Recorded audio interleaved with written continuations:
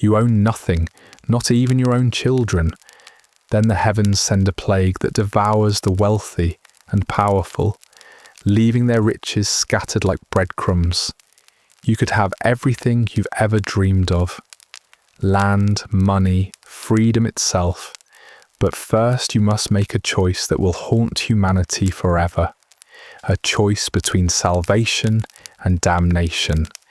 And time is running out. Welcome, weary travellers. My name is Oliver, and I'll be your guide through tonight's journey. Here at Sleepy History, we throw you directly into the most shocking stories of the past, then slowly transition into history's most boring realities. Our tales are perfectly engineered to help you easily drift into your peaceful slumber. Before we begin tonight's descent into medieval nightmare, I want to thank this wonderful community for its support. For those who wish to return for our future journeys, subscribing is the easiest way to find your way back to Sleepy History. I'd love to hear from you, so drop a comment and let me know where in the world you're listening from and what time it is. It's a joy seeing who's choosing to spend their evening with our global community of history lovers. Now, please settle into your most comfortable position, adjust your pillows, pull up that blanket, and feel the weight of the day begin to melt away. Take your deepest breath and slowly exhale.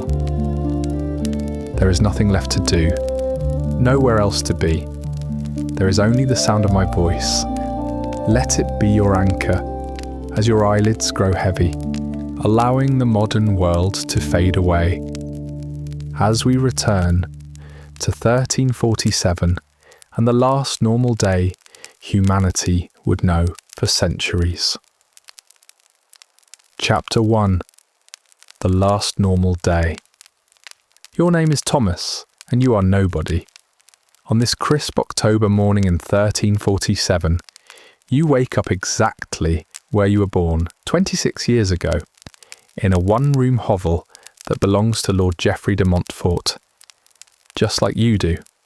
The straw beneath you is damp with condensation and probably crawling with more life than you care to think about. But hey, at least you don't have to worry about thread count or finding the perfect mattress firmness. Your sleeping arrangements were decided by someone else, just like everything else in your existence. You stretch your aching back and immediately remember why sleeping on wet straw without a proper bed frame, box spring, or even a thin foam pad feels like medieval torture. Because it literally is. Your joints crack like kindling as you sit up, running your hands through hair that hasn't seen soap in weeks.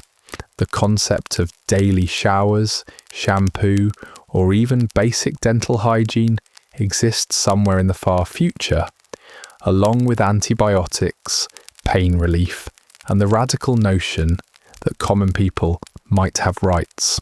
The single window in your hovel, and we're using the term window very loosely here, since it's basically just a hole in the wall with no glass, no screen, and definitely no climate control, shows you that dawn is breaking over the manor fields.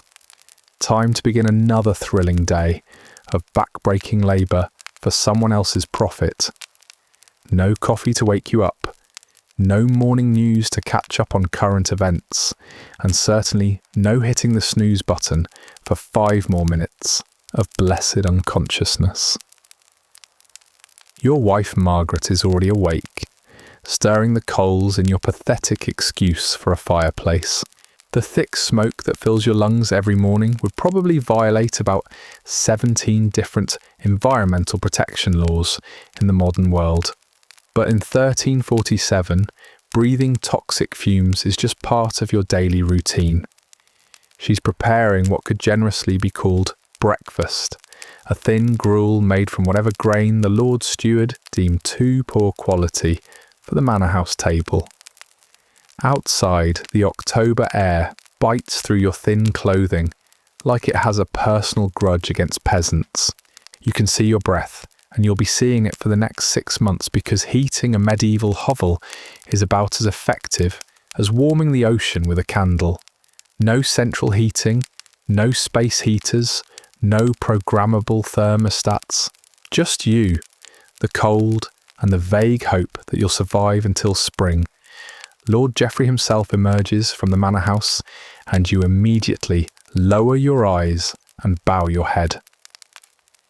Looking directly at nobility isn't just disrespectful, it's genuinely dangerous. This man owns your life so completely that he could kill you for sport and face no consequences beyond possibly having to pay a small fine to the church. No legal rights, no protection under law, no concept that all men might be created equal. "Thomas," the Lord Steward calls out, pointing directly at you. "Lord Geoffrey needs you to take a message to the village of Blackmoor. Leave immediately." This is terrible news disguised as a simple errand. Blackmoor is 2 days' walk through forests filled with wolves, bandits, and other creative ways to die. No GPS, no cell phone for emergencies, no roadside assistance if something goes wrong, but you can't refuse. Refusing a direct order from your lord isn't rebellion, it's suicide. As you set off down the muddy track that passes for a road, you have no idea that you're living through the last normal day in European history. Chapter 2: Ships of Death.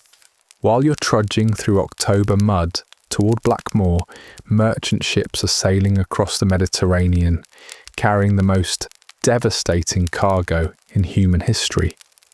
The vessel St. Genevieve creaks through the waves with silk, spices, and luxury goods, but it also carries millions of fleas living on millions of rats, and those fleas carry a bacterium called Yersinia pestis.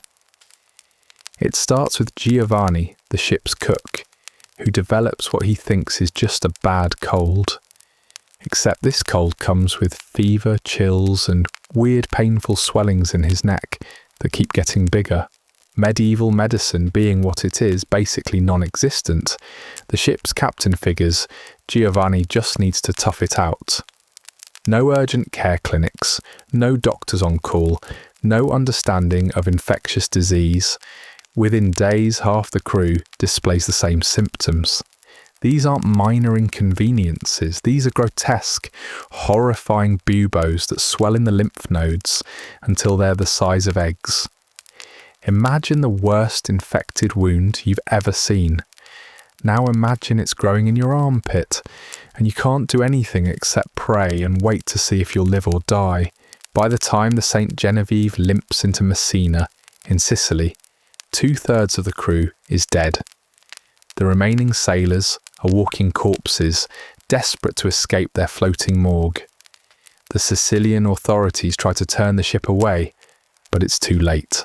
The rats have already jumped ship, literally, scurrying into warehouses and markets with their infected fleas. The plague spreads along trade routes with mathematical precision. Every road that carries silk and spices also carries death. Every market that deals in luxury goods becomes a distribution centre for catastrophe. The very networks that made medieval Europe wealthy are now ensuring its destruction. Nobody understands what's happening. Medical knowledge in 1347 is roughly equivalent to astrology. Doctors believe in 4 humours and think disease is caused by bad air. Their treatments include bloodletting, prayer, and herbal remedies that probably kill faster than the plague itself. Meanwhile, more ships arrive daily at Genoa, Marseille, Venice. Every major port becomes a new epicentre. The plague doesn't discriminate initially, but the wealthy have one advantage: they can flee. Rich merchants can abandon businesses and retreat to isolated estates, but people like you, Thomas, are literally tied to the land. No evacuation plans, no escape routes, no options. Your complete lack of freedom which normally makes life miserable, is about to become key to your family's incredible future. Chapter 3. The Arrival. You return from Blackmoor 3 days later, grateful to be alive. The journey was uneventful. No bandits, no wolves, only got lost twice. Margaret greets you with relief and what passes for a feast. Bread that's only slightly mouldy, and cheese that Lord Geoffrey's kitchen discarded. But something feels different. There's tension you can't identify. Conversations stop when you approach. People gather in small groups, whispering urgently, then scatter when authority figures appear. The first real sign comes from Father Benedict during Sunday Mass. The priest looks pale, his hands shake as he holds the communion chalice. His sermon takes an apocalyptic turn. "Brothers and sisters," he announces to the packed church, "I have received troubling news from the outside world. Reports of a great pestilence sweeping through southern lands. Cities falling silent. Ships arriving with no living crew." You and Margaret exchange glances. Pestilence sounds serious, but doesn't really mean anything concrete to people whose lives already include contaminated water, questionable food and open sewers. After Mass, gossip flows faster than ale. Agnes claims her cousin in London sent word that entire neighbourhoods are dying. Peter insists he heard from a merchant that the plague kills within days. Old Henrik swears he saw bodies stacked like cordwood in Paris streets. Medieval communication is basically deadly telephone played across hundreds of miles with illiterate people. Real news gets mixed with wild rumours, accurate reports get distorted by fear, and everyone adds creative details. Then in early November, a merchant arrives from London with news that makes everyone's blood run cold. The man looks aged a decade in the past month, his eyes hollow and haunted. "It's real," he whispers to the gathered crowd. "The pestilence, whole families dead in their homes, bodies rotting in streets because there aren't enough living to bury the dead." He describes symptoms from a fever dream. Massive swellings that appear overnight, black spots spreading across skin, fever so intense that people throw themselves into rivers seeking relief. Death comes within days, sometimes hours. "Surely the church provides guidance," Lord Geoffrey interjects. The merchant laughs without humour. "My lord, physicians are dying as fast as anyone. Half the priests in London are dead. The other half have fled or locked themselves away." That night, you lie awake listening to Margaret's breathing and baby William's soft snores. The sounds that normally comfort you now fill you with dread. But mixed with fear is something else, something you can't name yet, because while that merchant described collapse, he also mentioned something else. In London, common labourers are demanding double wages. Servants are abandoning masters.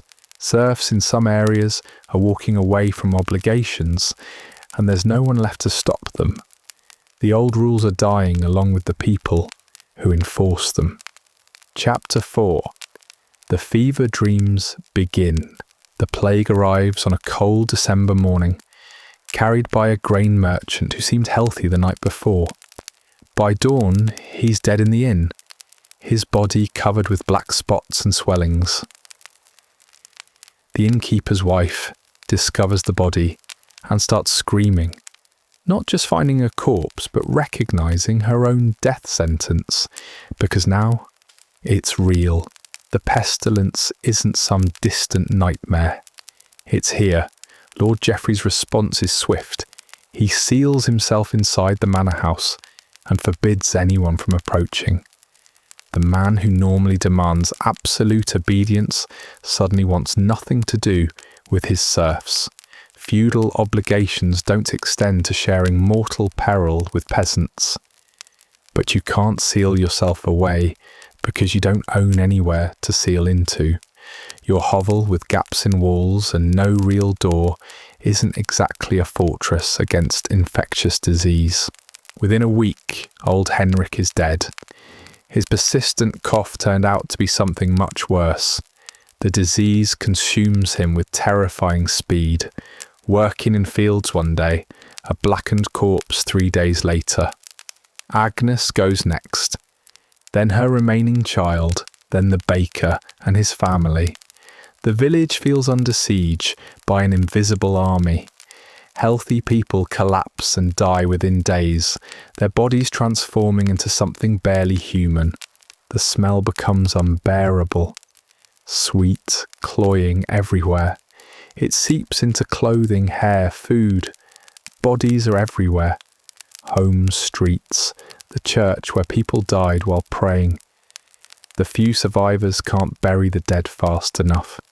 Father Benedict tries to maintain spiritual leadership, continuing abbreviated masses as his congregation dwindles from 50 to 30 to 15 to barely half a dozen. The man is terrified, hands constantly shaking, lost so much weight his robes hang like curtains, but he keeps showing up. Then Margaret develops a fever. It starts as just feeling tired and cold, but within hours she's burning with fever and severe headaches. You know what this means. You've seen it happen to a dozen neighbours, but knowing doesn't make it easier to watch your wife begin the same horrifying transformation. The fever makes her delirious. She talks to people who aren't there, calls for her dead mother, sometimes doesn't recognise you. You try cooling her skin with wet rags, but water freezes overnight because your fireplace can't heat the hovel. Baby, William cries constantly, whether from hunger, cold, or primitive awareness that something is wrong. You're trying to care for a sick wife and infant with no medical knowledge, no living relatives, and no resources beyond desperate improvisation. On the second day, the swellings appear. They start small but grow with terrifying speed, becoming hard, painful lumps the size of walnuts, then eggs, then larger. The skin around them turns dark and tight, and Margaret's pain becomes so intense she can barely speak. You've never felt so helpless. There's literally nothing you can do except watch your wife suffer and wait to see if death takes her quickly or slowly. That's when you make a decision that will define your life. Instead of staying in your disease-ridden hovel, waiting passively for death or survival, you decide to take action. You bundle baby William in every piece of cloth you can find, kiss Margaret's fevered forehead one last time, and set out into the winter morning. This decision, to leave your assigned place, abandon feudal obligations, and act independently for your family's survival, would have been unthinkable months ago.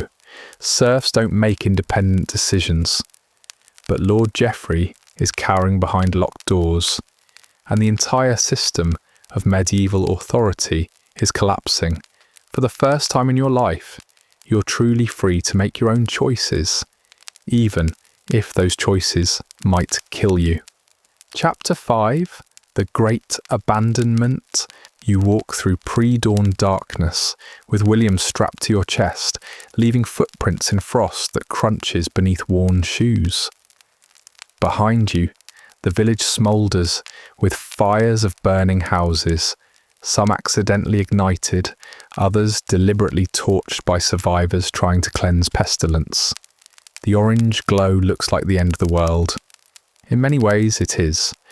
The highlands are bitter cold but empty of people, which means empty of plague. You find a shepherd's hut unused since summer, its stone walls solid enough for real shelter. No door, just an opening covered by rotting cloth, but better than your village hovel. For 3 days, you survive on carried food and melted snow. William cries from hunger and cold, but he's alive. More importantly, neither of you develops fever or swellings. On the 4th day, another survivor finds you. Edmund was a baker's apprentice before plague destroyed his master's family. Like you, he fled when staying meant dying. Unlike you, he's thinking about what comes next. There's no point going back, he tells you, as you share a small fire's warmth. Half the village is dead. The manor's sealed, but I heard Lord Geoffrey's been throwing bodies from windows. Even nobility can't hide forever. This is shocking news. Lords are supposed to be protected by God, elevated above common suffering, by divine right and better living. But that's not the interesting part, Edmund continues, eyes bright with unprecedented possibilities. I talked to a merchant. He says labourers in some towns are demanding wages that would have been unthinkable before plague. Real money, not just food and shelter, and masters are paying because they're desperate for workers. The concept is so foreign you almost can't process it. Peasants demanding payment, masters negotiating with servants. It's like hearing that horses give orders to riders. Over following weeks, more survivors trickle into the Highlands. Mary, a lord's kitchen servant until plague killed her household. Peter, whose family were tenant farmers, until disease left him sole inheritor of vacant land. Even minor clergy, who abandoned posts when dying parishioners became too numerous to comfort. What develops in those cold hills is unprecedented in medieval society, a community of people from different social classes working together for mutual survival without formal hierarchy. Nobody owns anybody else. Nobody owes feudal service to absent lords. Decisions get made by discussion rather than decree. It's a tiny accidental experiment in social equality that would have been impossible under normal circumstances. As winter gives way to spring, scouts report the worst plague seems to be passing. Daily death tolls have dropped from dozens to occasional individuals. Some completely abandoned communities show signs of life as survivors return to reclaim vacant homes and businesses. But the world you return to bears no resemblance to the one you left. Lord Geoffrey's manor stands empty. The man died in February along with most of his household. His heir lives in a distant county and shows no interest in claiming inheritance. Managing a plague-devastated estate sounds like more trouble than it's worth. The village is a ghost town, punctuated by occasional life. Maybe 30 people have returned from an original population of 200. Houses stand empty, with doors hanging open. Shops remain abandoned. The church operates sporadically when Father Benedict feels up to it, and nobody knows who's in charge anymore. The traditional feudal hierarchy has been shattered. Lords are dead, stewards are dead, the entire administrative structure has disappeared. What remains is survivors trying to figure out how to rebuild without clear authority or established rules. For the first time in your life, Thomas, you're living in a world where your opinions actually matter. Chapter 6. The New World of Work. Spring. 1348 brings transformation so complete, you sometimes wonder if you're living in a fever dream. The fundamental relationship between workers and employers has been turned upside down, creating opportunities your grandfather never imagined. It begins with abandoned farmland. Vast stretches of previously cultivated fields sit empty because former workers are buried in plague pits or fled to other regions. Surviving landowners face a stark choice: find workers willing to till soil, or watch estates revert to wilderness. In the old world, this wouldn't have been a problem. Lords could command serfs to work whatever land needed working. But the old world is dead, buried with plague victims who made it function. You discover this new reality when Edmund approaches with a proposition that would have been unthinkable months ago. A minor landowner from the next county offers to rent farmland to anyone willing to work it, with rent payable in crops rather than feudal service. More importantly, the worker keeps the majority of what they grow. He's offering a 60-40 split, Edmund explains, eyes bright with excitement. We keep 60% of everything we produce. Can you imagine actually owning the fruits of our own labour?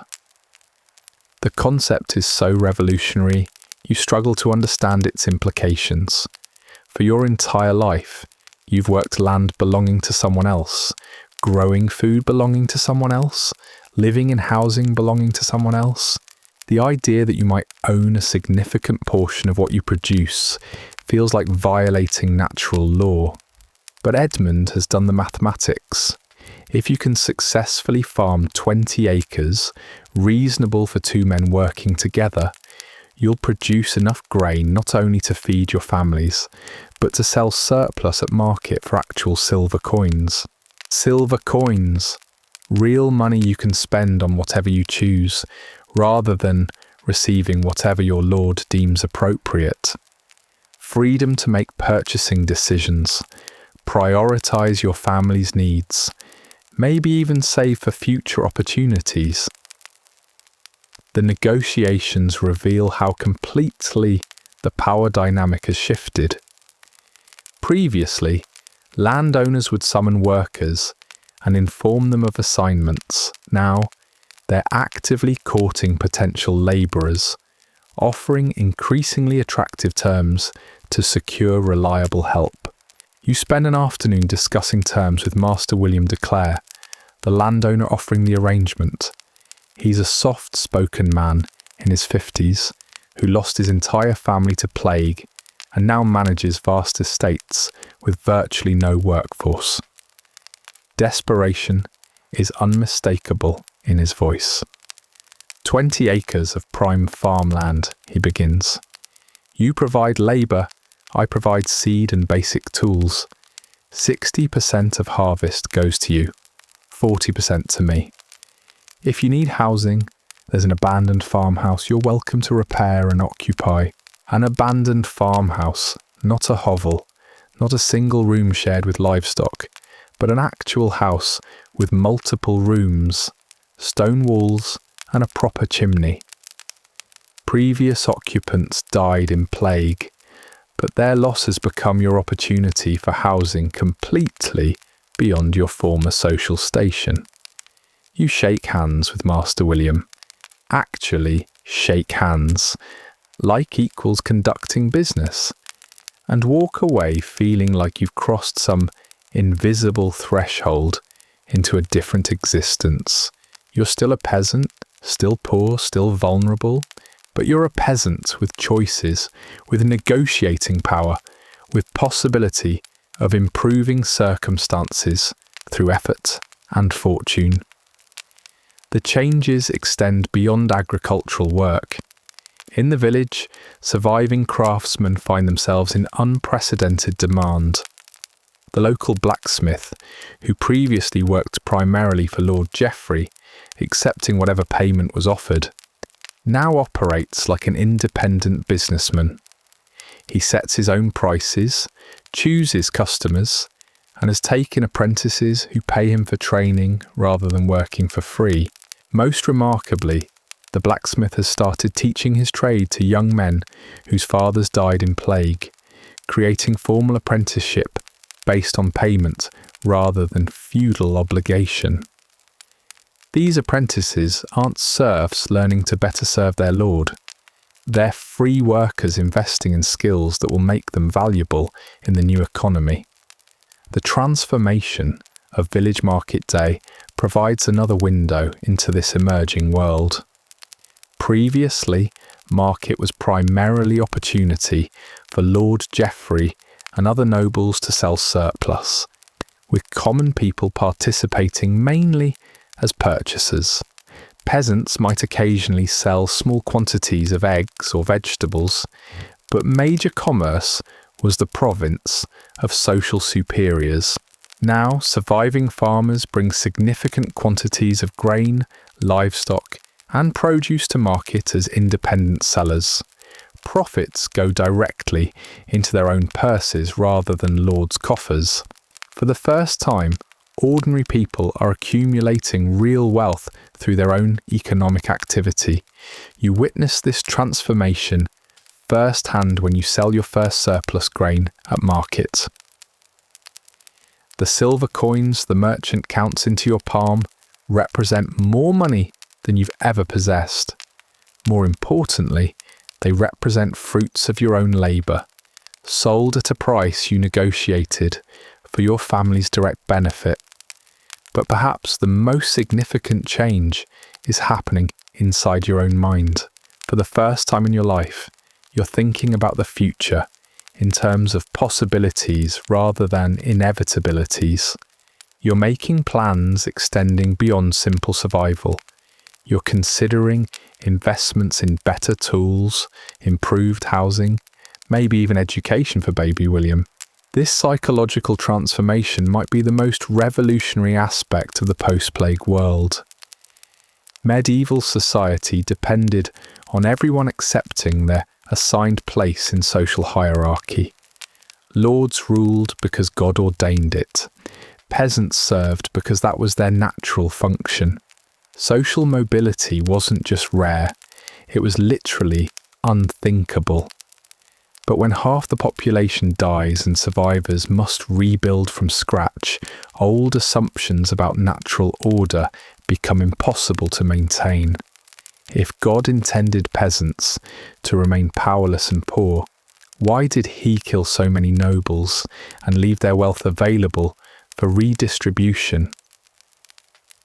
The plague has inadvertently created space for entrepreneurship among social classes that previously had no economic independence whatsoever. Chapter 7. The Empty Mansions. Summer arrives with abundance that feels almost mocking given how many died to make it possible. The fields you and Edmund work together produce harvests larger than anything you remember from pre-plague years, partly because land is well rested, and partly because you're farming with intensity that feudal obligations never encouraged. When you worked as a serf, your goal was simply avoiding punishment while providing whatever Lord Geoffrey demanded. Quality was irrelevant as long as you met basic quotas. Innovation was actively discouraged because serfs weren't supposed to think independently about agricultural methods. Now, with your family's prosperity directly tied to crop yields, you find yourself experimenting with planting techniques, soil preparation, and harvesting schedules that maximize production. You're farming like someone who actually cares about results because for the first time in your life, you do.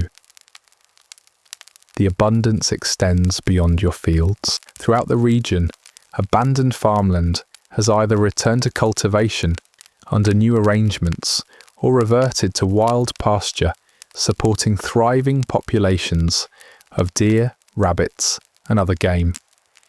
Food is actually more plentiful now than before plague, despite dramatically reduced population. With basic survival no longer consuming all your time and energy, you can devote attention to improvements previously unthinkable. You spend several weeks repairing and expanding the abandoned farmhouse. Master William allowed you to occupy, adding proper window shutters, improving the chimney, and installing a wooden floor in the main room. These aren't luxuries in the modern sense, but they represent living conditions completely beyond your reach in the old world. A house with multiple rooms, each serving specific purpose. Windows that actually close to keep out winter weather. A floor that isn't just packed earth covered with straw. Most remarkably, you're making these improvements because you want to, not because someone ordered you to. The psychological impact of voluntary home improvement. of investing your own time and resources in your family's comfort cannot be overstated.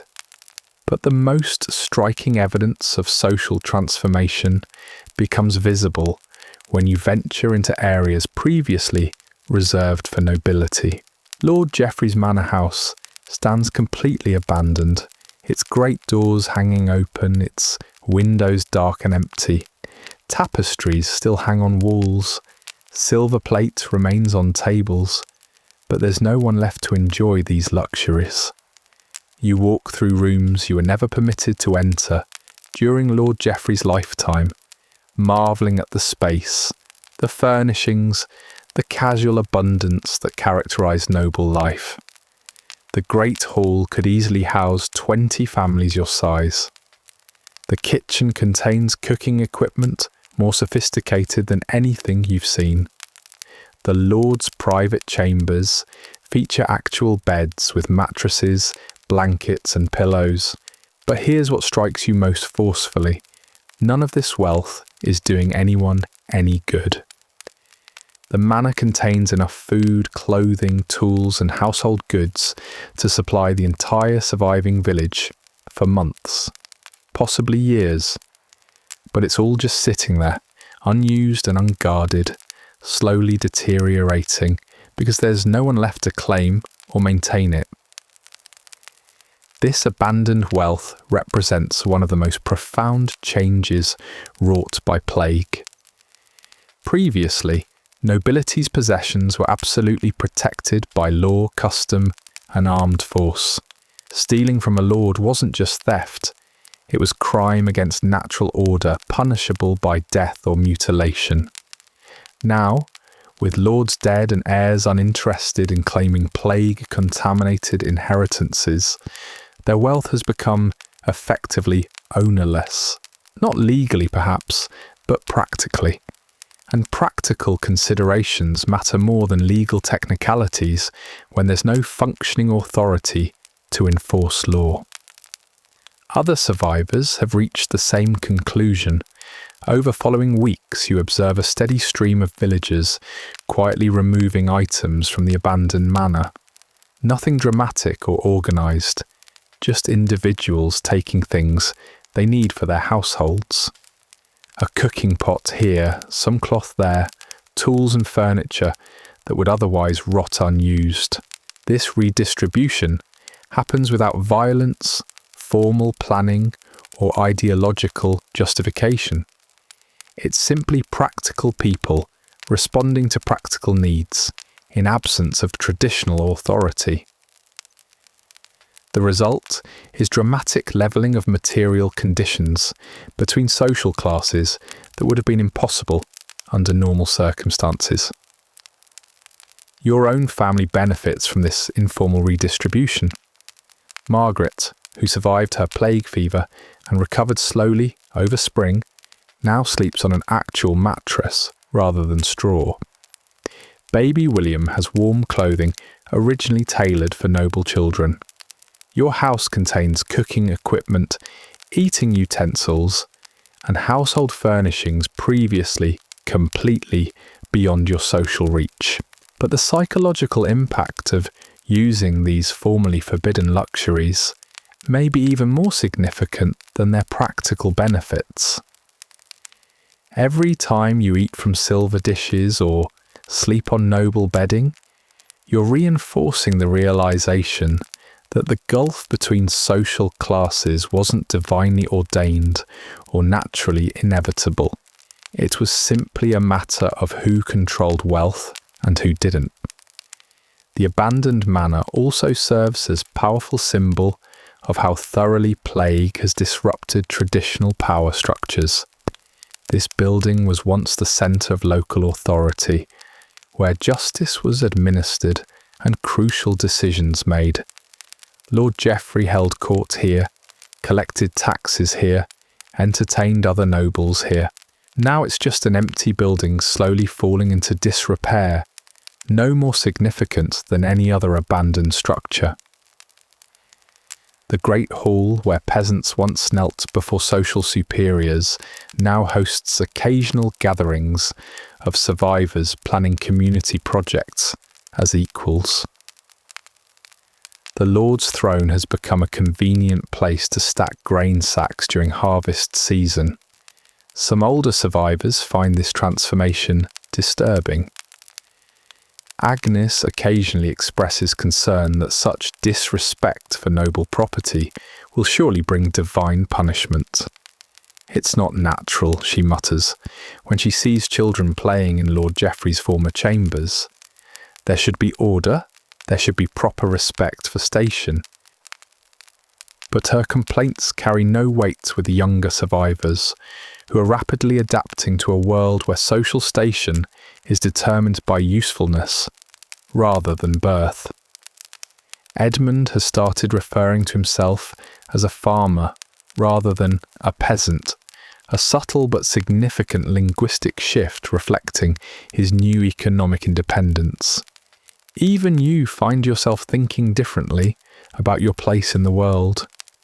When Master William visits to inspect your farming operations progress, the conversation feels more like a meeting between business partners than interaction between social superior and inferior. You discuss crop yields, market prices, and investment in agricultural improvements as equals with different areas of expertise. The plague hasn't just killed people, it's killed the entire legal and social framework that kept those people in their assigned places. What's emerging from the ruins is a more fluid, merit-based society where initiative and competence matter more than birth and traditional status. Chapter 8. The Children of Tomorrow. 3 years have passed since the plague's peak, and baby William is now old enough to walk the boundaries of your expanded farm, chattering in the mixture of words and gestures that marks his transition from infant to child. What strikes you most about watching him explore his world is how different his childhood will be from your own, not just in material terms, but in the fundamental assumptions he'll develop about how life works. When you were William's age, your understanding of the world was shaped by rigid hierarchies and limited possibilities. You learned that some people gave orders and others obeyed them, that your family's circumstances were fixed by God's will, and that questioning social arrangements was both futile and dangerous. Your childhood prepared you for a life of service and submission. William is learning different lessons entirely. He sees his father negotiating with landowners as an equal, making independent decisions about farming methods and accumulating wealth through intelligent planning and hard work. He watches his mother operate a profitable business, managing money and dealing with customers who treat her with respect rather than condescension. The world William observes is one where competence matters more than birth, where initiative leads to opportunity, and where ordinary people can improve their circumstances through effort and intelligence. These early impressions will shape his entire approach to life in ways you can barely imagine. William will grow up assuming that social mobility is normal, that economic independence is achievable, and that individual merit should determine life outcomes. He's becoming what historians will eventually call one of the first modern people, someone whose worldview is shaped by market relationships rather than feudal obligations. The transformation is visible throughout the village in the changing behaviour and expectations of the post-plague generation. Children who would have been raised as serfs in the old world are instead learning trades, acquiring literacy, and developing skills that will make them valuable in the emerging economy. Mary's son John, now 8 years old, spends mornings learning to read and write from Father Benedict, and afternoons helping his mother manage her alehouse. The combination of literacy and business experience would have been completely impossible for a child of his social background before the plague. Now it's simply practical preparation for expanded opportunities available to his generation. Even more remarkably, these children are being raised with expectations of social equality that would have been revolutionary just a few years ago. When village children play together, they don't automatically segregate by social class or show deference to those whose parents were once of higher status. The son of a former serf plays alongside the daughter of a minor merchant, with no consciousness that such mixing might have been inappropriate in the past. This casual equality extends to formal education as well. Father Benedict, responding to increasing demand from parents who recognise literacy as a path to economic advancement, has organised regular lessons for any village children whose families can spare them from work duties. The priest teaches reading, writing, basic mathematics, and elementary Latin to a mixed group that includes former serfs' children, alongside offspring of craftsmen and small merchants. Learning is the greatest investment a family can make, Father Benedict explains to parents, gathering to discuss their children's education. A child who can read and calculate will have opportunities we could never have imagined in our youth. This shift from religious instruction to practical education represents a fundamental change in how knowledge is transmitted between generations. Previously, peasant children learned only what they needed to perform their predetermined social function: basic farming techniques, elementary craft skills, and enough religious doctrine to ensure obedience. Formal education was reserved for those destined for clergy or nobility.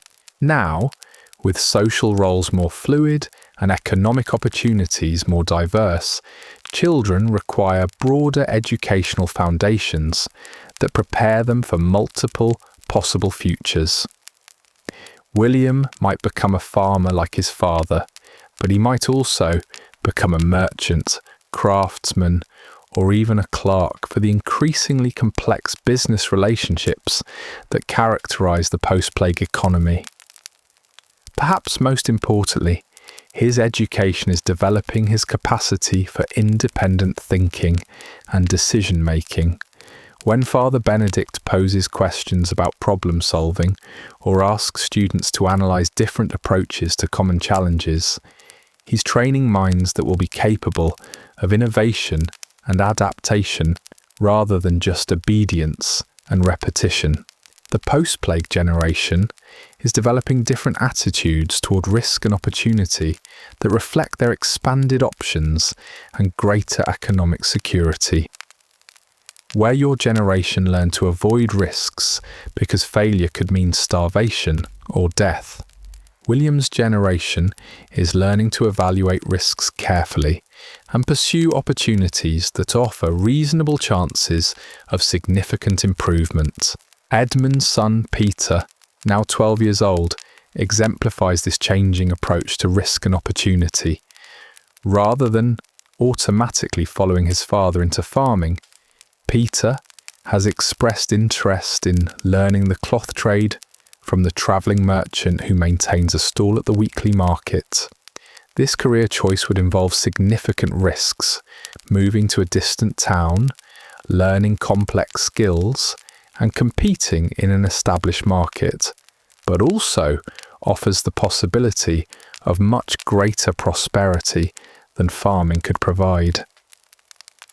Let the boy choose his own path, Edmund tells you when discussing Peter's future. The world has room for cloth merchants as well as farmers. If he has the aptitude and inclination for trade, why should he be bound to the land like his ancestors?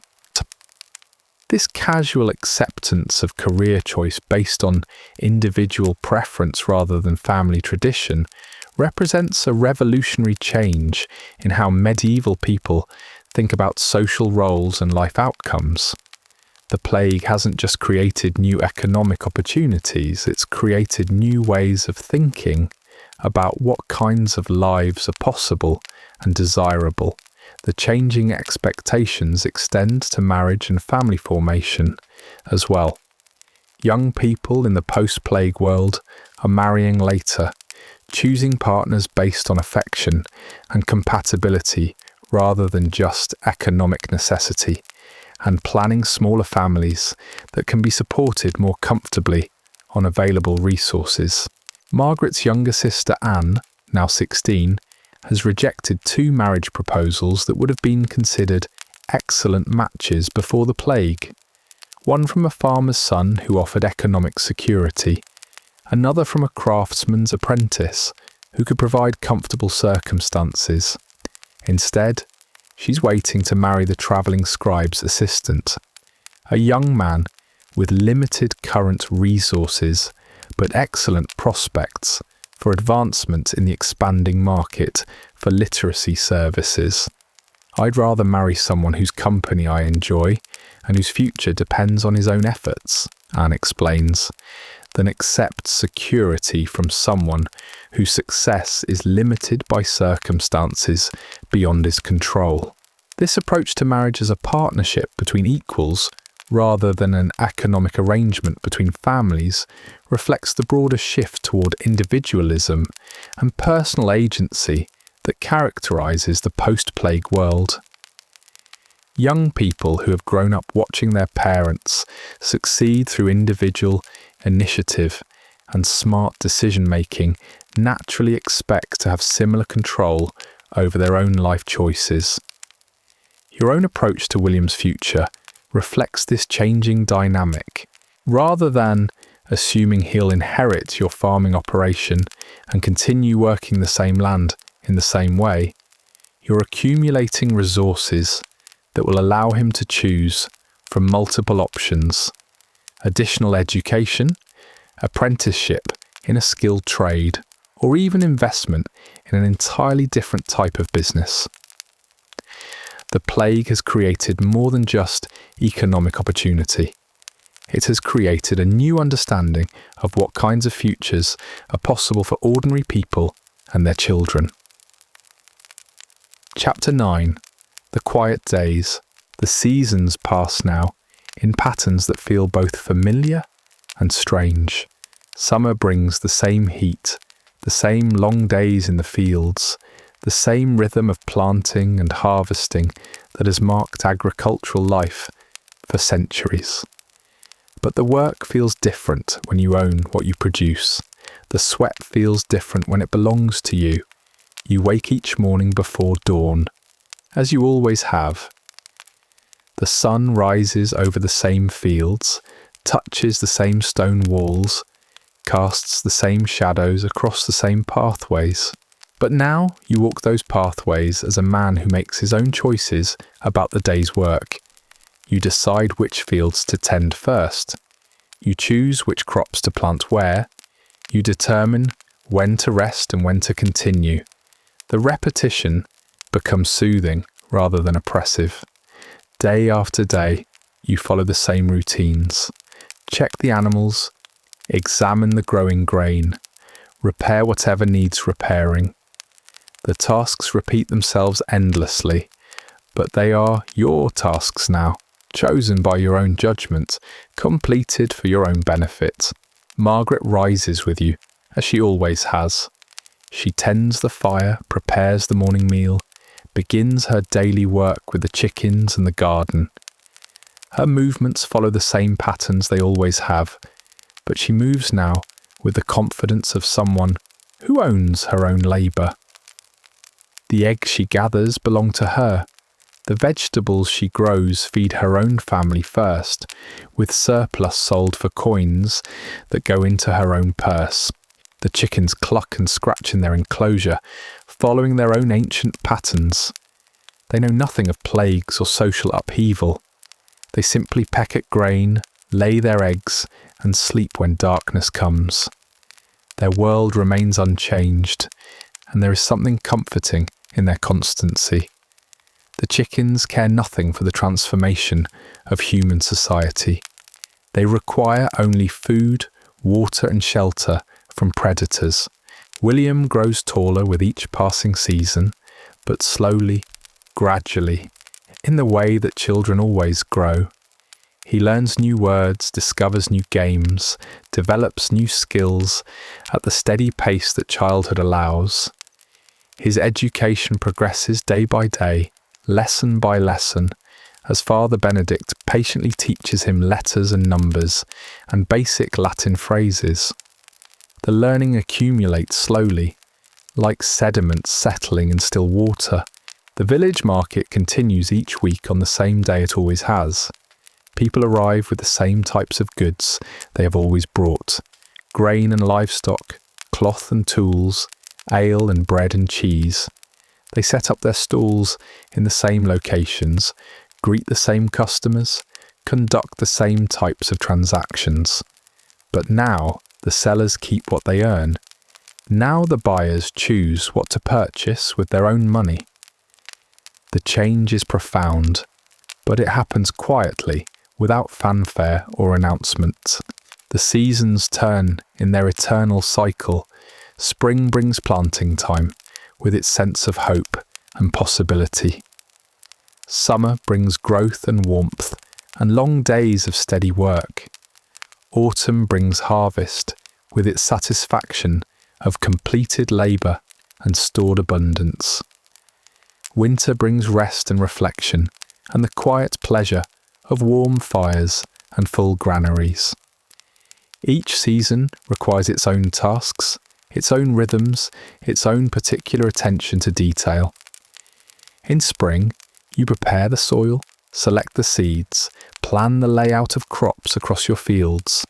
The work is methodical and careful. Each furrow must be straight. Each seed must be placed at the proper depth. Each area must receive appropriate preparation for the specific crop it will support. The soil preparation takes many days. You walk the same fields repeatedly, breaking up clods, removing stones, ensuring that the earth is ready to receive seeds. Your feet follow the same paths day after day. Your hands perform the same motions hour after hour. The repetition becomes a kind of meditation, a peaceful rhythm that empties the mind of everything except the immediate task. When planting time comes, you work from dawn until dusk, following careful plans made during the winter months. Wheat goes in the eastern fields, where the soil drains well and the morning sun reaches earliest. Barley takes the western areas, where the afternoon light lingers longest. Oats fill the northern sections, where they will be sheltered from the strongest winds. Each type of seed requires specific spacing, specific depth, specific care in placement. You count paces between rows, measure distances with careful steps, ensure that every seed has adequate room to grow without competing too intensely with its neighbours. The work requires attention but not thought. Your hands know what to do, your feet know where to step, your eyes know what to watch for. Summer brings different tasks but the same steady rhythm. The crops must be tended daily. Weeds must be removed as soon as they appear. Pests must be watched for and dealt with before they cause serious damage. Irrigation channels must be maintained to ensure adequate water reaches every part of every field. You walk the same paths every morning, examining the same plants, checking for the same potential problems. The wheat grows taller day by day, but so gradually that the change is barely visible from one morning to the next. The barley develops its characteristic colour slowly, almost imperceptibly, like the gradual lightening of the sky before dawn. The weeding never ends. Every day brings new growth, both desired and unwanted. You move through the field systematically, section by section, removing anything that does not belong. The work is simple but requires constant attention. A weed overlooked today will be twice as large tomorrow, 4 times as difficult to remove next week. Your hands know the feel of every type of plant in your fields. You can identify crops and weeds by touch alone, distinguishing between the smooth leaves of grain and the rough texture of unwanted growth. The knowledge comes from repetition, from handling thousands of plants day after day until recognition becomes automatic. The tools you use are simple and unchanging. A hoe for breaking up soil and cutting weeds, a rake for gathering debris and smoothing surfaces, a sickle for cutting grain when harvest time arrives. These tools fit your hands perfectly now, worn smooth by daily use, shaped by the constant friction of work. Each tool has its own weight, its own balance, its own particular requirements for effective use. The hoe must be swung in steady arcs with consistent force and rhythm. The rake must be pulled smoothly, gathering material without scattering it unnecessarily. The sickle must be kept sharp and used with precise motions that cut cleanly without wasting energy. The rhythm of work becomes its own reward. Hour after hour, day after day, you perform the same motions with growing skill and efficiency. Your muscles remember the proper movements. Your breathing adapts to the pace of labour. Your mind finds peace in the repetitive nature of agricultural tasks that require attention without demanding complicated decisions. The animals in your care follow their own daily patterns. The horses wake hungry and must be fed before they can work. They eat at the same pace every morning, with the same methodical chewing, the same patient consumption of hay and grain. Their needs are simple and constant. They require food, water, shelter, and occasional attention to their health and comfort. The cows move slowly through their daily routine of grazing, resting, and producing milk. They seek shade during the hottest parts of summer days, clustering together under the largest trees in their pasture. They drink from the stream at regular intervals, always approaching the water cautiously, always drinking their fill before moving away to resume grazing. The pigs root in their enclosure, searching for anything edible in the dirt, making small grunting sounds of satisfaction when they find interesting bits of food. They sleep in heaps during the warmest part of the day, breathing slowly and contentedly, occasionally shifting position but never fully waking until evening brings cooler temperatures. Even the wild animals around your farm follow predictable patterns.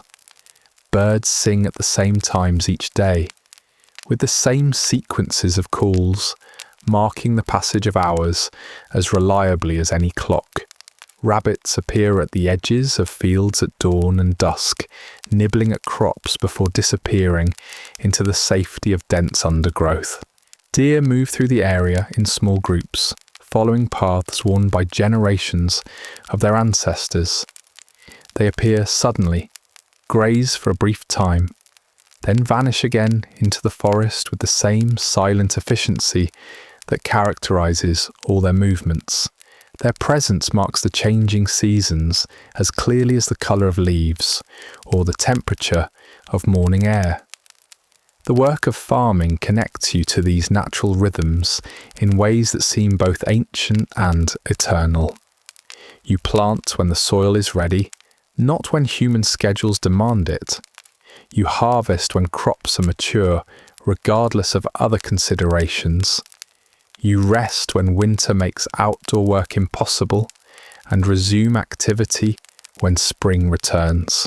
This connection to natural cycles brings a kind of peace that was impossible during your years as a serf. Then your work was constantly interrupted by demands unrelated to agricultural necessity. Lords required labour for projects that served their convenience rather than seasonal requirements. Feudal obligations disrupted farming at crucial times, forcing you to neglect crops that needed immediate attention. Now your work follows the logic of agriculture itself. Every task serves the purpose of growing food efficiently and successfully. Every decision reflects the requirements of crops and livestock rather than the whims of social superiors. The alignment between natural necessity and daily activity creates harmony that makes even difficult work feel purposeful and satisfying. The food you grow feeds your own family first. You eat bread made from grain you planted, tended, harvested, and processed yourself. The bread tastes different when you know every step of its creation, when your own hands guided it from seed to final product. Even simple meals become celebrations of successful labour and careful planning. Margaret's cooking has improved along with the quality of ingredients available to your household. She has better tools now, taken from the abandoned manor house. She has access to spices and seasonings that were once luxury items beyond peasant reach. Most importantly, she has the time and energy to prepare meals carefully, without the constant pressure of feudal obligations that once consumed every available moment. The evening meals become rituals of family satisfaction and grateful reflection. You gather around your table, an actual wooden table with chairs, not just stools around a fire pit, and share food that represents your own successful work. William learns table manners appropriate to your improved circumstances. Margaret discusses plans for the next day's activities. You review the day's accomplishments and consider tomorrow's requirements. After dinner, there is time for activities that were impossible in your previous life. William practices his letters, carefully forming characters with a writing stick on a piece of slate. Margaret spins wool or men's clothing, working by firelight with materials that belong entirely to your family. You sometimes read from one of the few books Father Benedict has lent you, slowly working through texts that were once completely beyond your reach. The evening hours pass quietly, marked by the comfortable sounds of productive family life. The fire crackles steadily, providing warmth and light for household tasks. The animals in the barn settle into their nightly rest with small sounds of contentment. Outside, the world grows dark and still, but inside your house there is warmth and safety and the satisfaction of another day completed successfully. When sleep comes, it brings dreams of continued prosperity and expanding possibilities. You dream of larger harvests, improved buildings, additional land to farm. Sometimes you dream of William grown to manhood, educated and successful, making his own choices about his life's work. The dreams are peaceful rather than anxious, filled with hope rather than fear. The nights pass quietly, marked by the slow progression of stars across clear skies. The moon waxes and wanes in its eternal cycle, providing light for occasional, necessary nighttime activities. The seasons change gradually, bringing new weather patterns and new agricultural requirements, but always following the same ancient progression that has governed farming for countless generations.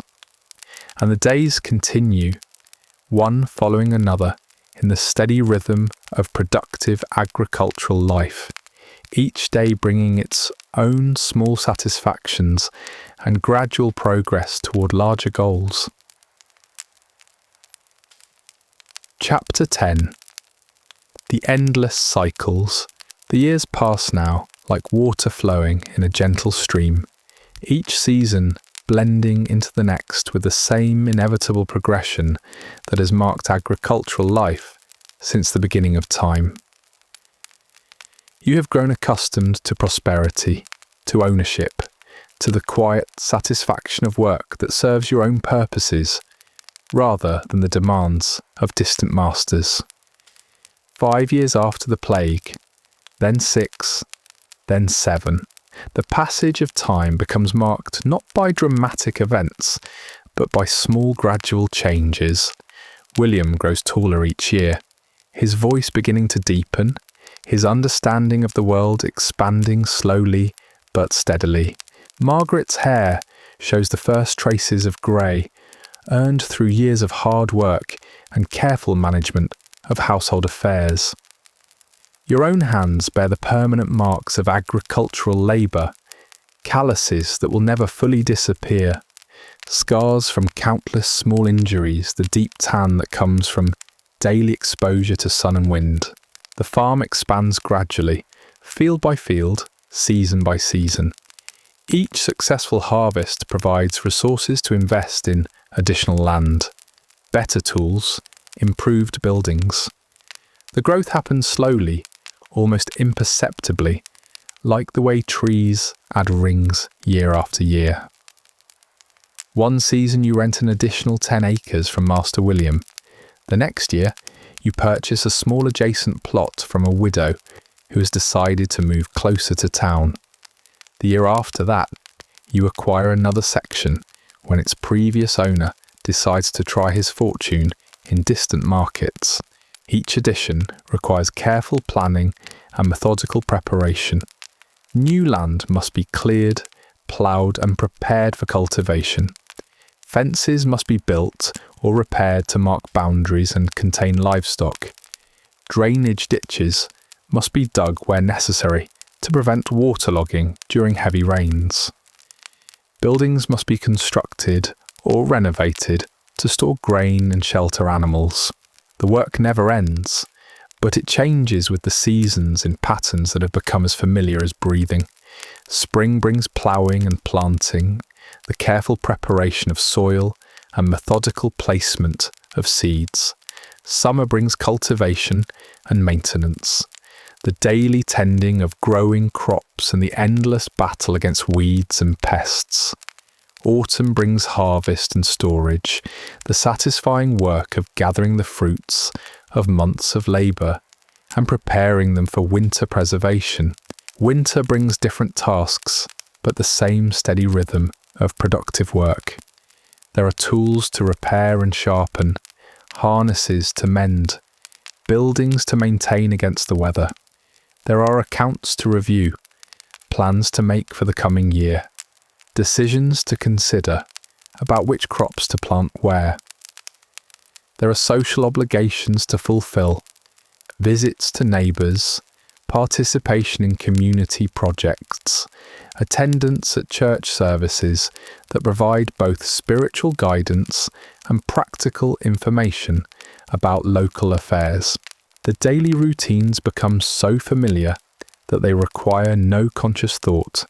You wake each morning at the same time, dress in the same methodical way, eat the same type of breakfast, begin work following the same logical sequence of tasks. Your body knows what to do. Your hands know which tools to reach for.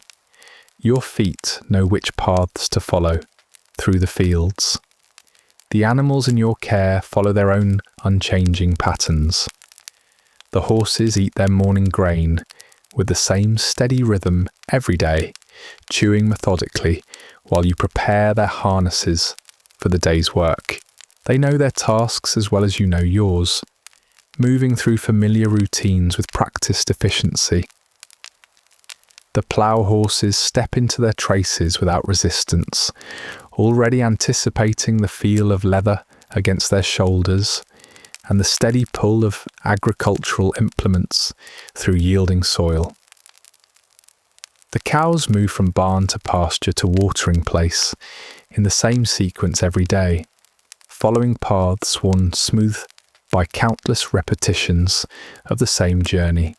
They graze in the same areas, seek shade under the same trees, return to the barn at the same time each evening.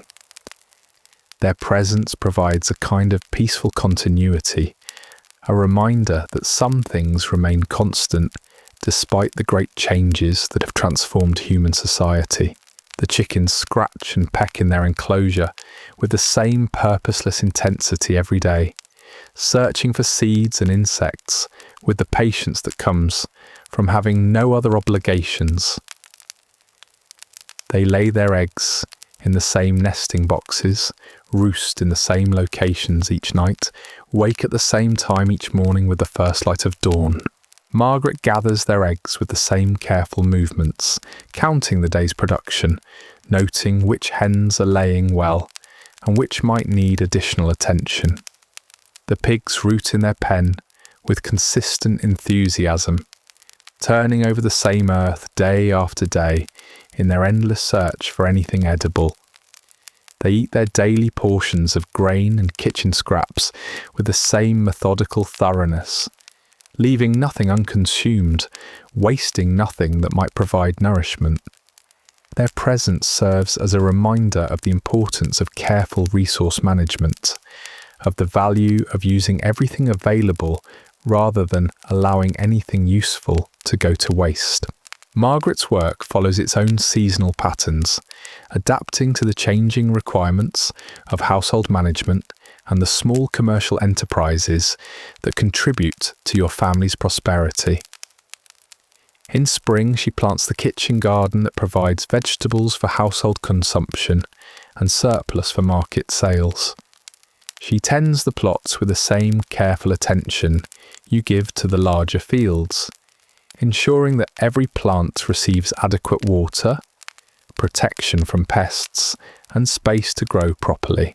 Summer brings the preservation work that ensures adequate food supplies through the winter months. Margaret dries herbs, pickles vegetables, salts meat, and prepares other preserved foods that will supplement fresh production during the months when growing is impossible. The work requires careful timing and meticulous attention to detail. Vegetables must be harvested at exactly the right stage of ripeness. Salt must be applied in precise quantities. Storage containers must be properly sealed to prevent spoilage. Autumn brings the intensive food preservation work that occupies most of Margaret's time for several weeks. She processes the abundant harvest from kitchen garden and orchard, transforming fresh produce into forms that will last through winter and into spring. Apples become dried rings that can be stored in barrels. Cabbage becomes sauerkraut that will provide essential nutrition during months when fresh vegetables are unavailable. Root vegetables are carefully cleaned and stored in the root cellar, where they will remain fresh for months. Winter brings the indoor work that keeps Margaret occupied during the months when outdoor activities are limited by weather. She spins wool into yarn, weaves cloth for family clothing, and sews garments that will serve household needs or provide additional income through sales at market. The work requires patience and skill developed through years of practice. Each thread must be spun to the proper thickness. Each piece of cloth must be woven with consistent tension. Each garment must be cut and sewn with precision that ensures proper fit and durability.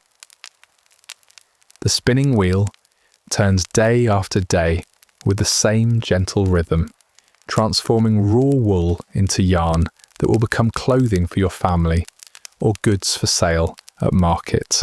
Margaret's hands guide the process with automatic skill, feeding wool fibres into the mechanism at the proper rate, maintaining consistent tension, monitoring the quality of the finished product. The work allows time for thought and conversation, while hands remain busy with productive tasks. The weaving loom occupies much of the main room during winter months, its wooden frame holding threads under precise tension, while Margaret works the shuttle back and forth in patterns that create useful cloth. The process requires coordination between hands and feet, maintaining rhythm while watching for any irregularities that might affect the quality of the finished fabric. Each piece of cloth represents many hours of careful work, but the result provides material that will serve household needs. For years, William's education continues through all seasons, adapting to the agricultural calendar, but never completely stopping. During busy periods like planting and harvest, his lessons with Father Benedict are shortened but not eliminated. During quieter months, his studies expand to include more advanced subjects and additional practice with reading and writing. The education progresses slowly but steadily, adding new knowledge and skills year after year. The boy learns by observation as well as formal instruction, watching the adults around him perform the tasks that support household prosperity. He helps with appropriate work, gradually taking on greater responsibilities as his strength and understanding develop. He learns to care for animals, to recognize different types of plants, to identify potential problems before they become serious threats to crops or livestock. His handwriting improves gradually, letter by letter, word by word, until he can write simple sentences and copy longer texts with reasonable accuracy. His reading progresses from individual words to short phrases, to complete sentences, to entire paragraphs. His mathematical skills develop from basic counting to simple calculations to more complex problems involving agricultural planning and commercial transactions. The knowledge accumulates slowly, like sediment settling in still water, but it accumulates steadily. Each lesson builds upon previous learning. Each new skill provides foundation for more advanced capabilities. The education represents an investment in William's future that would have been impossible under the old system, when peasant children learned only what they needed to perform predetermined social functions. Father Benedict continues his own transformation from traditional priest to community educator and leader. His sermons blend religious instruction with practical guidance about agricultural techniques, commercial practices, and community cooperation. His school serves children from families that would never have had access to formal education under feudal arrangements. His library, though small, provides access to knowledge that was once restricted to clergy and nobility. The priest's daily routine reflects the changing needs of his community. Morning prayers are followed by teaching sessions that adapt to seasonal requirements, longer lessons during winter months when outdoor work is limited, shorter sessions during busy agricultural periods, afternoon visits to community members combine spiritual guidance with practical assistance and information sharing. Evening preparations include planning lessons, copying texts, and maintaining the written records that have become essential for property transactions and business agreements. The weekly market continues as the centre of commercial and social activity for the entire region. People arrive from surrounding villages and farms, bringing goods to sell and seeking products they cannot produce themselves. The market serves as a source of information as well as commerce, a place where news travels between communities and new ideas spread from person to person. You participate in market day as a seller rather than just a buyer, bringing surplus grain and livestock to exchange for manufactured goods and silver coins. The transactions follow established patterns but never become entirely routine. Prices fluctuate based on supply and demand. Quality varies from producer to producer. Weather conditions affect both what people bring to sell and what they are willing to buy. The silver coins you earn accumulate slowly in a wooden box hidden beneath loose floorboards in your house. The money represents security against future uncertainties and resources for investments that might expand your family's prosperity. Each coin is earned through productive work and careful management. Each addition to the hoard represents progress toward larger goals that once seemed impossible. The accumulation of wealth happens gradually, almost imperceptibly, like the way morning dew collects on spiderwebs. Individual transactions are small, but they accumulate over months and years into substantial amounts. A few coins from selling eggs become money for better tools. Profits from grain sales become investment in additional land. Savings from careful household management become resources for William's education.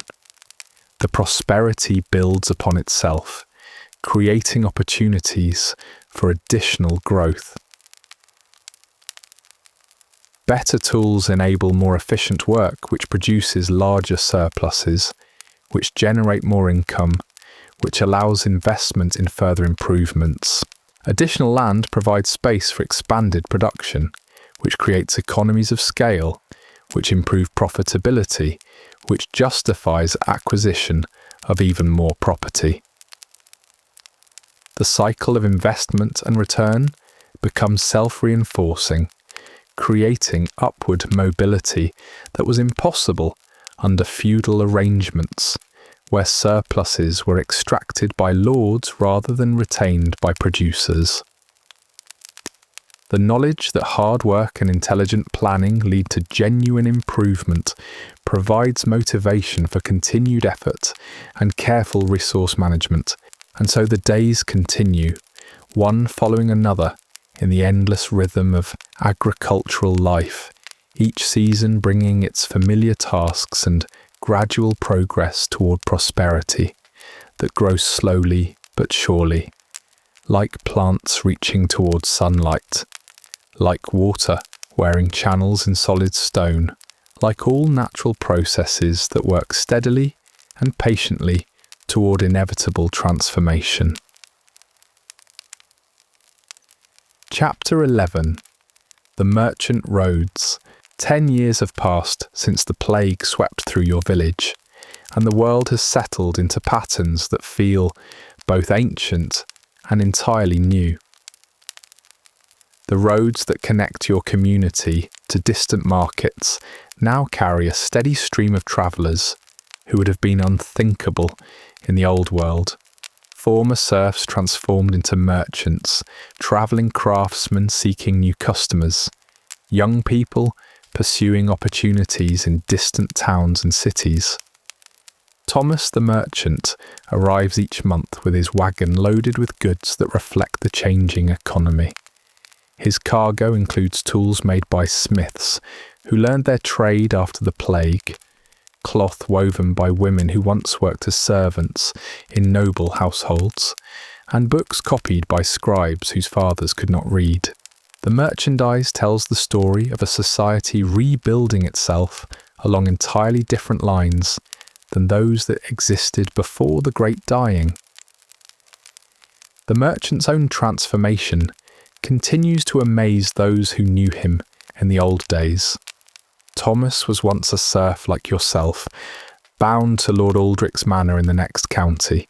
Now he owns 3 wagons, employs 4 assistants, and maintains commercial relationships with producers and customers across a region that spans several days' travel.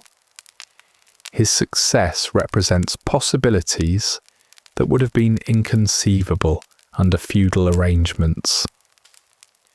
The roads are full of opportunity, Thomas explains, as he displays his latest acquisitions to the gathered villagers. Every community needs goods it cannot produce locally. Every craftsman produces more than local customers can consume. Someone who can move products between markets serves everyone while building prosperity for himself. His philosophy reflects the broader economic transformation that has occurred since the plague disrupted traditional arrangements. commerce now operates according to principles of mutual benefit rather than extraction and obligation. Merchants succeed by serving customers effectively rather than by exploiting monopolistic privileges granted by political authorities. The goods in Thomas's wagon demonstrate the increasing sophistication of post-plague production. The metal tools show evidence of improved manufacturing techniques developed by craftsmen who've had time to experiment with new methods. The cloth displays quality and variety that was once restricted to luxury markets, serving only the wealthy. Even basic household items reflect attention to durability and functionality that was unnecessary when producers worked primarily to meet feudal quotas. Margaret examines a set of cooking pots made by a coppersmith in the town of Millbrook, 2 days' journey to the south. The workmanship is excellent, with smooth joints and sturdy handles that will withstand years of daily use. The price is reasonable, reflecting efficient production methods and competitive markets, rather than artificial scarcity maintained by guild restrictions. The smith who made these learned his trade from his father-in-law after marrying into the family following the plague, Thomas explains. Before the Great Dying, guild rules would have prevented him from practicing the craft without serving a 7-year apprenticeship. Now, with so many craftsmen dead and demand high, practical skill matters more than formal credentials. This relaxation of traditional restrictions has accelerated innovation and increased production throughout the region. Young people can learn trades based on aptitude and opportunity rather than family connections or social status. Experienced craftsmen can expand their operations without artificial limitations imposed by organizations designed to restrict competition. The result is higher quality goods at lower prices, benefiting both producers and consumers. William, now 15 years old and nearly as tall as his father, studies Thomas's merchandise with the analytical attention of someone considering his own future career options. The boy has completed his basic education with Father Benedict and must soon decide whether to continue his studies, learn a specialised trade, or join his father in the expanding agricultural enterprise that supports the family. I've been thinking about the lumber trade, William tells you, as he examines a selection of wooden implements in Thomas's wagon. The forests beyond Millbrook contain excellent timber, but there's no efficient way to transport it to markets where it's needed. Someone who could organise cutting, processing and delivery might build a profitable business while serving genuine needs. His observation reflects the sophisticated economic thinking that has developed among the post-plague generation. Young people now analyse market opportunities the way their grandparents once accepted feudal obligations, as natural features of their environment that require appropriate responses. The shift from passive acceptance to active engagement represents one of the most significant psychological changes wrought by the Great Transformation. The lumber trade William envisions would require substantial initial investment, complex logistical planning, and coordination with multiple suppliers and customers. Such enterprises were once restricted to major merchants with inherited wealth and established political connections. Now, with capital markets more accessible and commercial relationships based on performance rather than status, ambitious young people can pursue business ventures that match their interests and abilities. Edmund's transformation from serf to substantial landowner has continued through strategic investments and careful management. His estate now encompasses nearly 200 acres worked by employees who receive wages rather than performing feudal service. The operation generates surplus sufficient to support not only Edmund's family, but also investments in other economic activities, including a small textile workshop and a grain processing facility. Diversification reduces risk while creating additional opportunities, Edmund explains when describing his business strategy to younger men considering their own futures. Agriculture remains the foundation, but manufacturing and processing add value while providing employment for community members who prefer other types of work. His approach to business development reflects understanding of economic principles that would have been impossible for someone of his social background in the pre-plague world. Edmund grasps concepts like risk management, vertical integration, and market development that were previously restricted to major merchants and financial specialists. More importantly, his success creates opportunities for others rather than simply concentrating wealth in his own hands. The employees on Edmund's estate earn wages that support comfortable living standards, while developing skills that make them valuable in the broader labour market. His business relationships with suppliers and customers generate income throughout the regional economy. His investments in community infrastructure benefit everyone who lives in the area, creating positive feedback loops that strengthen the entire local economy. Mary's alehouse has evolved into something approaching a modern inn, serving travellers who pass through the village on their way to and from regional markets. The establishment provides meals, lodging, and stable facilities for merchants, craftsmen, and others whose business requires movement between communities.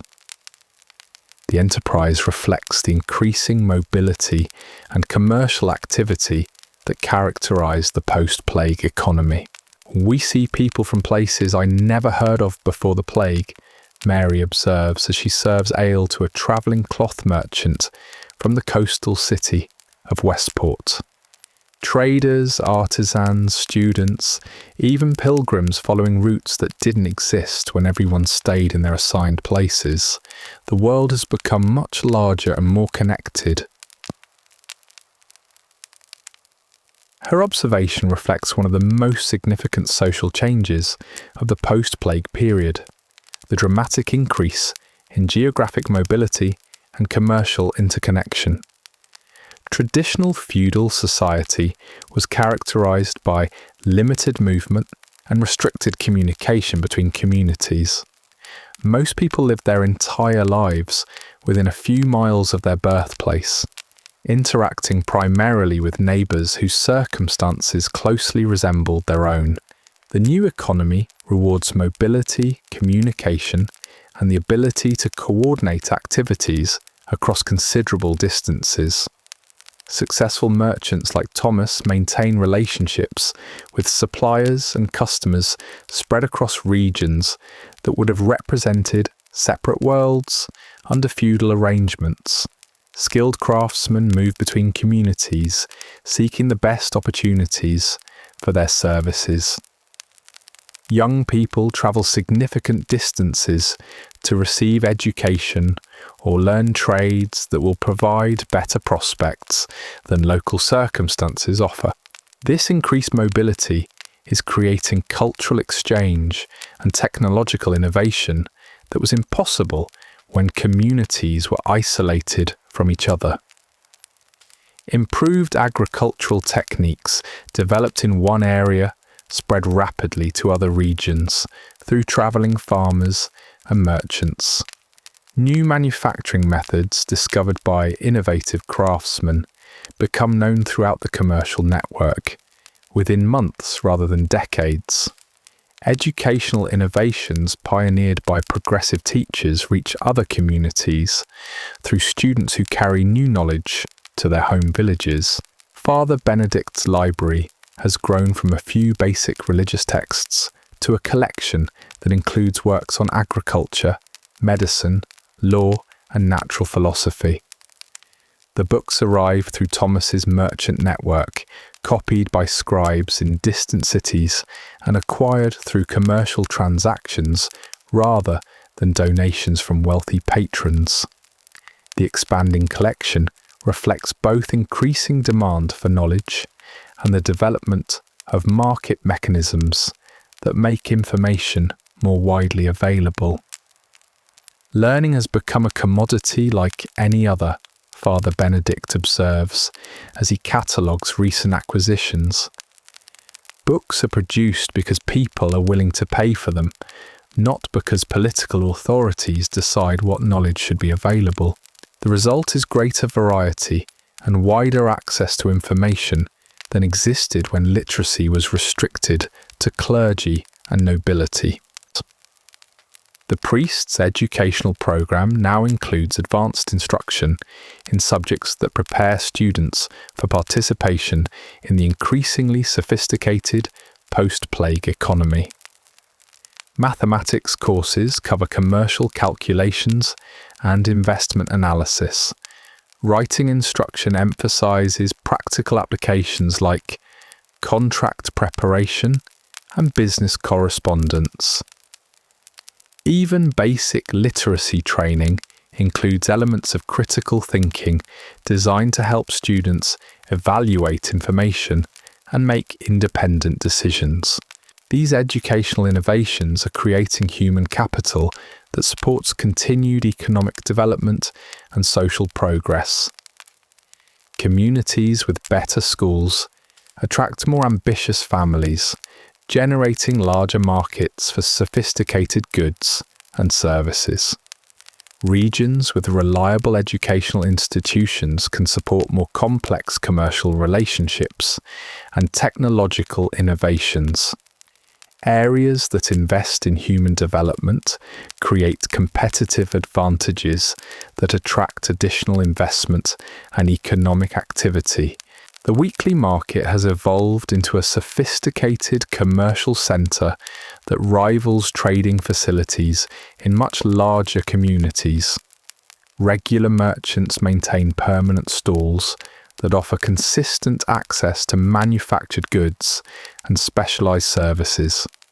Seasonal vendors bring products from distant regions, providing local customers with choices that were once available only in major cities.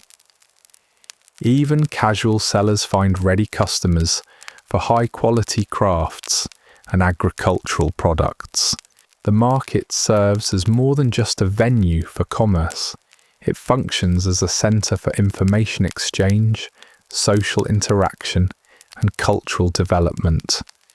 News travels between communities through merchant networks. New ideas spread through conversations between producers and customers. Social relationships form between people whose paths might never have crossed under feudal arrangements that restricted movement and limited interaction between social classes.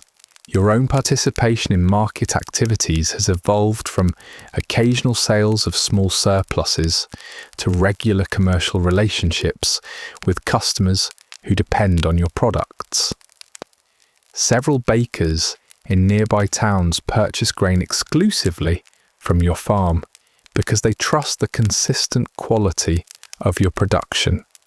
A cloth merchant buys wool from your sheep because your careful breeding program produces fleece with characteristics that meet his specific requirements. These ongoing commercial relationships provide stability and predictability that enable long-term planning and investment. Knowing that reliable customers will purchase your production at fair prices allows you to invest in improvements that increase both quantity and quality of output. Confidence in future income justifies current expenditures on better tools, additional land, and enhanced facilities. The silver coins that accumulate from these transactions represent more than immediate purchasing power. They constitute capital that can be invested in opportunities that promise greater returns than simple saving. Some of your accumulated wealth has gone into expanding agricultural operations through land purchases and facility improvements. Other portions have been invested in Edmund's manufacturing enterprises, generating dividend income while supporting community economic development. William's education has prepared him to participate in this more complex economic environment as an equal rather than a dependent. His literacy enables him to read contracts, maintain business records, and communicate with distant partners. His mathematical skills allow him to calculate costs, evaluate investment opportunities, and manage financial resources effectively. His general education provides intellectual frameworks for analysing problems and making decisions under conditions of uncertainty. The knowledge and skills William has acquired represent cultural capital that will enable him to prosper in the emerging economic system, regardless of which specific career path he chooses.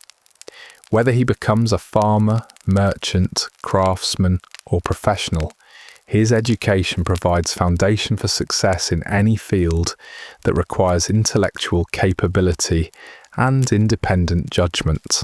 The transformation extends beyond individual prosperity to encompass fundamental changes in how communities organize themselves and coordinate collective activities. Village governance has evolved from hierarchical command structures to more consultative processes where community members discuss issues and reach consensus about collective action. Local disputes are resolved through negotiation and arbitration rather than an authoritarian decree. These political innovations reflect the broader democratization of social relationships that characterizes the post-plague world. With traditional authorities dead or absent, ordinary people have been forced to develop new methods for making collective decisions and coordinating group activities. The result is more participatory and egalitarian than the hierarchical structures that characterized feudal society. The economic institutions that support market relationships have also become more sophisticated and reliable. Standardized weights and measures ensure fair transactions between buyers and sellers. Written contracts protect the interests of all parties to complex agreements. Credit arrangements enable investment and expansion that would be impossible if all transactions required immediate payment in full. These institutional developments create stable foundations for continued economic growth and social development. Reliable legal frameworks encourage long-term investment and planning. Standardized commercial practices reduce transaction costs and enable more efficient allocation of resources. Credit markets allow productive investment that accelerates capital formation and technological progress. And so the years continue to pass, each one bringing incremental progress toward prosperity and opportunity that was unimaginable in the world that existed before the plague. The Great Dying destroyed more than human lives. It destroyed social and economic arrangements that prevented ordinary people from realizing their full potential. What has emerged from the ruins is a society that rewards merit rather than birth, cooperation rather than domination, and innovation rather than tradition. The transformation continues, slowly but inevitably, like all natural processes that work patiently toward outcomes determined by fundamental forces rather than human intentions. The plague gave birth to the modern world by killing the medieval world that prevented modernity from emerging. The children and grandchildren of survivors will inherit opportunities and freedoms that their ancestors could never have imagined, built upon foundations laid by people who survived catastrophe and chose to create something better from the wreckage of everything they had known before. Chapter 12. The Long Peace. The evening light grows longer each day as spring approaches once again. You sit outside your house, a substantial stone building now, with glass windows and proper doors, and a chimney that draws smoke efficiently away from the main rooms, and watch William practice his swordsmanship with Edmund's older son Peter. The boys move through their exercises with the careful attention of young men who understand that physical skills matter as much as intellectual ones in the world they are inheriting. 20 years have passed since the plague swept through your village and transformed everything you understood about how life should be lived. The changes have accumulated so gradually that they sometimes seem as natural as the progression of seasons. But when you consider where you began and where you have arrived, the transformation seems almost miraculous. Your farm now encompasses nearly 300 acres of productive land, worked by a combination of family members, permanent employees, and seasonal labourers who arrive each year for planting and harvest. The operation produces not only grain and livestock for market, but also wool, leather, and other products that serve the growing manufacturing enterprises that have developed throughout the region. The prosperity has come slowly, season by season, through careful planning and conservative investment rather than speculation or windfall. Each year's surplus has been reinvested in improvements that increase productivity and add value to production. Better tools have enabled more efficient work. Additional land has provided economies of scale. Improved buildings have reduced losses to weather and pests. Margaret's transformation from serf's wife to prosperous landowner has been equally gradual, but perhaps even more dramatic. She now manages commercial relationships with customers across the region, maintains financial records that track complex transactions, and makes business decisions that affect the welfare of several families.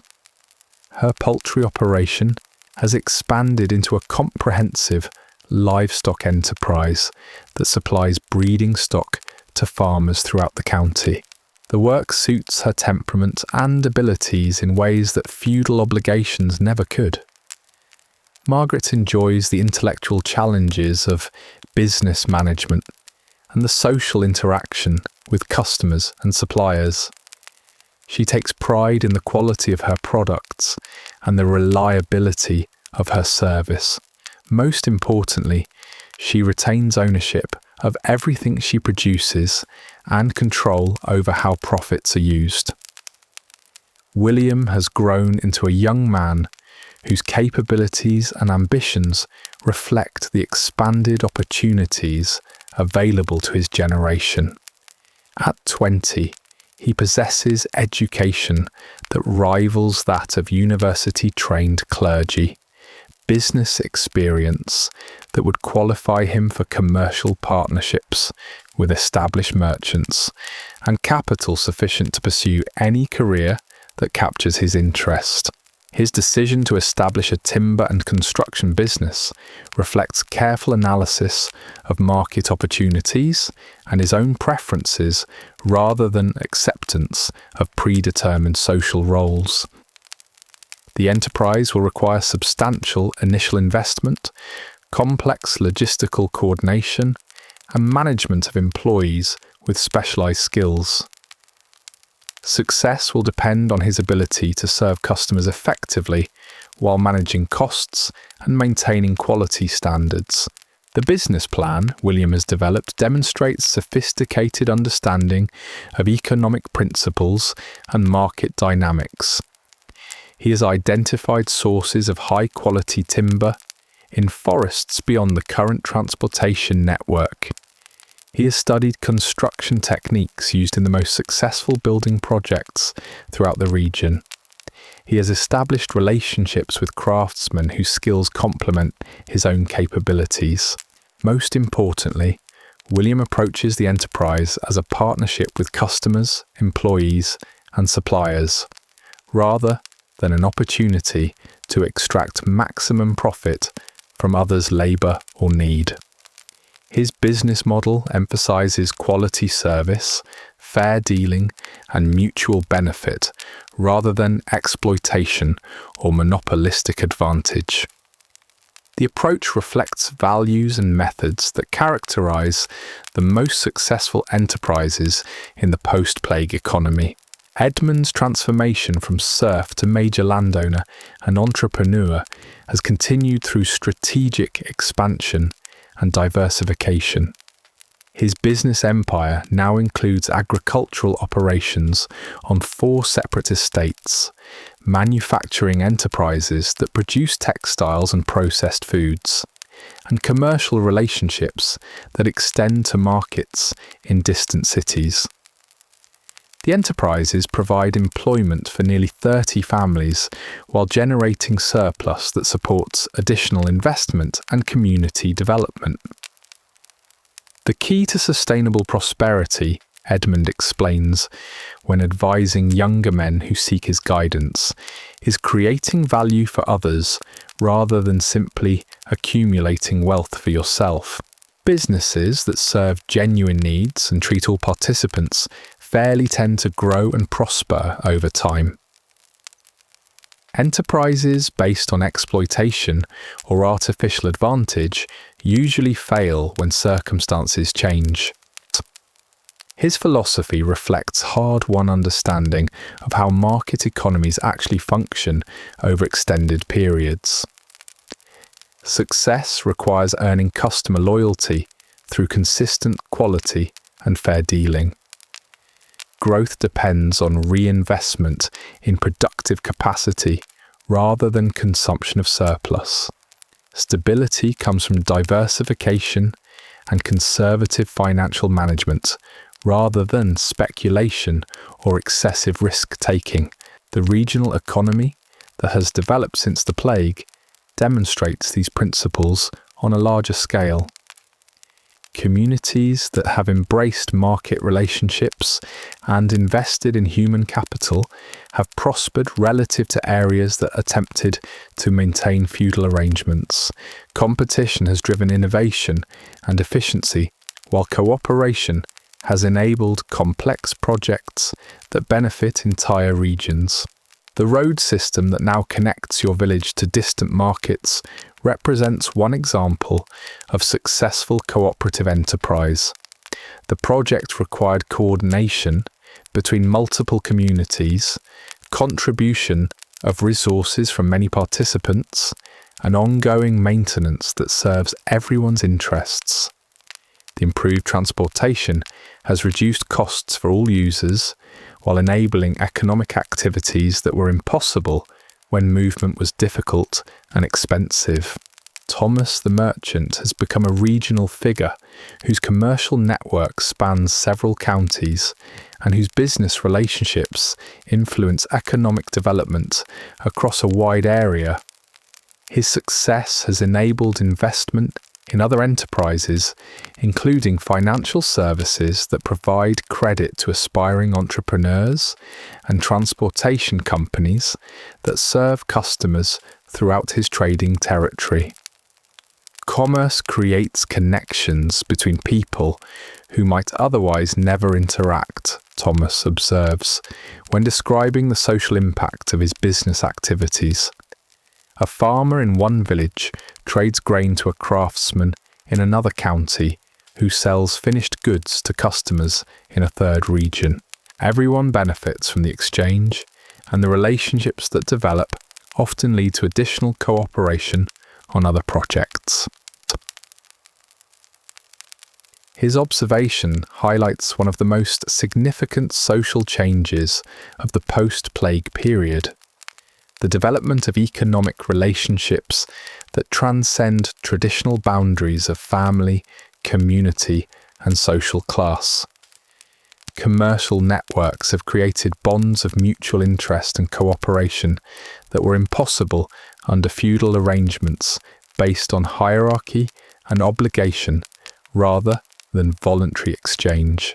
These expanding networks of cooperation and communication have accelerated innovation and cultural development throughout the region.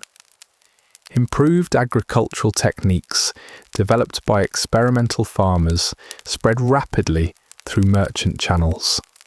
New manufacturing methods discovered by innovative craftsmen become known to others who can adapt them to local conditions.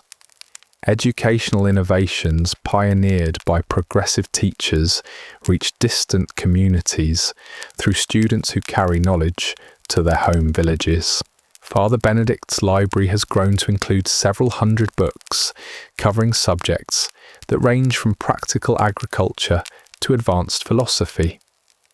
The collection serves not only local students, but also visiting scholars who travel considerable distances to access texts that are unavailable elsewhere in the region. The library has become a centre for intellectual activity that attracts learned men from throughout the countryside. The priest's educational programme now includes instruction in subjects that were once restricted to universities, serving only the nobility and wealthy merchant classes. Students study mathematics that enables complex commercial calculations, rhetoric that prepares them for leadership roles in community affairs, and natural philosophy that provides intellectual frameworks for understanding the physical world. These educational opportunities are creating human capital that supports continued economic development and social progress. Young people who receive advanced education become teachers, business leaders, and innovators who contribute to community prosperity while building their own successful careers. The investment in learning generates returns that benefit not only individuals, but entire communities for generations. The cultural changes that have accompanied economic transformation are perhaps even more significant than material improvements. People now assume that individual effort and intelligent planning can lead to improved circumstances.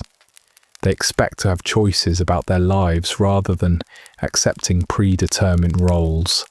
They view cooperation and voluntary exchange as normal ways of organising social relationships.